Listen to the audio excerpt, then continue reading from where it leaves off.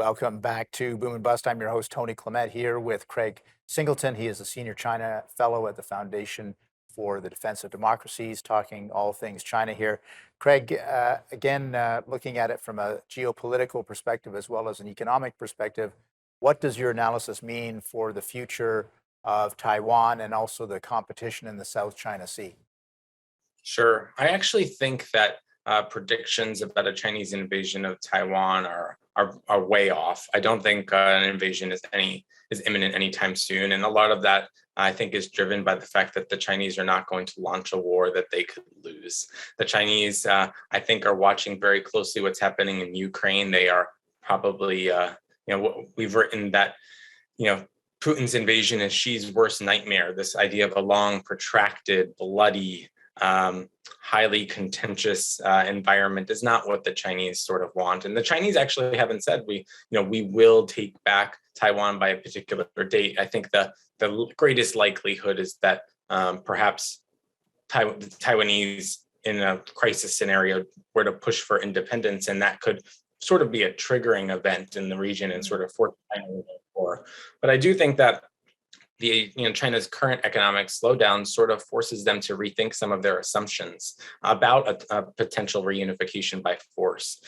They understand right now that if they did do something like that, the Western world would most likely be able to respond with unprecedented sanctions against the Chinese. And they may have been able to absorb those sorts of costs when GDP was at 8 or 9%. You could take a 6% cut and still be okay, right? But now if you have a GDP that's hovering around 3%, and that's pretty generous, I would say.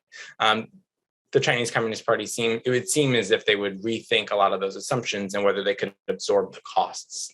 So I think all in all, what we're seeing is actually a reduced likelihood of any sort of military altercation, at the same time that the Chinese will continue to invest in their military, and they will continue to coerce the Taiwanese. But I wouldn't predict or assess right now that we're anywhere near sort of imminent invasion or reunification.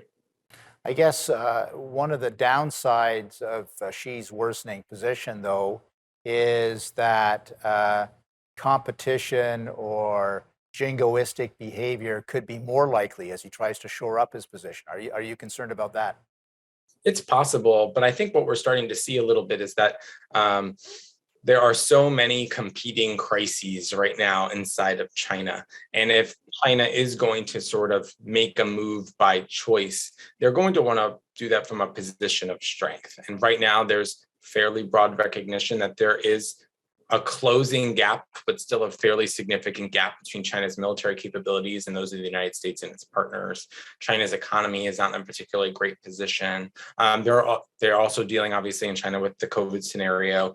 All of these sort of self-reinforcing crises sort of lend itself to thinking that the Chinese will exercise a little patience, and they have for decades, and they will make that reunification move at a time and place of perhaps they're choosing, but they're certainly going to do it from a position of strength if they can. I think it's incumbent upon the United States and other countries to ensure that we don't give the Chinese any sort of excuse to make a move. And we just have to be really diligent in how we help Taiwan bolster their defenses and what partners do in the region to make sure that we defend our interests, but we need not be provocative. Yeah, do you think we've got about a minute left? Do you think that the U.S. allies in the region are acting in the interests of the whole, or are they trying to cut deals with China still? What's your assessment of things? I think there's a real growing assessment, particularly in Europe, that the Chinese and Chinese belligerence in general is a major problem that needs to be contended with. I think that you're starting to see a very strong outgrowth in what I would consider like the classic trilateral relationship between the United States, Japan, and Australia when it comes to defense, and even more so with the Quad, with adding India to the mix. Although I would assess that partnership will never reach the level, nor should it, of for example, Asian NATO. But we are seeing this renewed emphasis on the Indo-Pacific and what it means, and the importance of economic opportunities and free and fair elections throughout the region. And I just get the sense that even despite Ukraine, we're going to see this shift in importance in the Indo-Pacific in the coming years. Craig Singleton, it's been a pleasure having you on the program. Thanks for your insights. Yep, thank you. Interesting insights from Craig Singleton of the Foundation for the Defense of Democracies in Washington, D.C. A lot to ponder there. It's been an article of faith that China is rising, rising, rising. Maybe there are some warning signs there that we have to recalibrate. Thanks for watching today.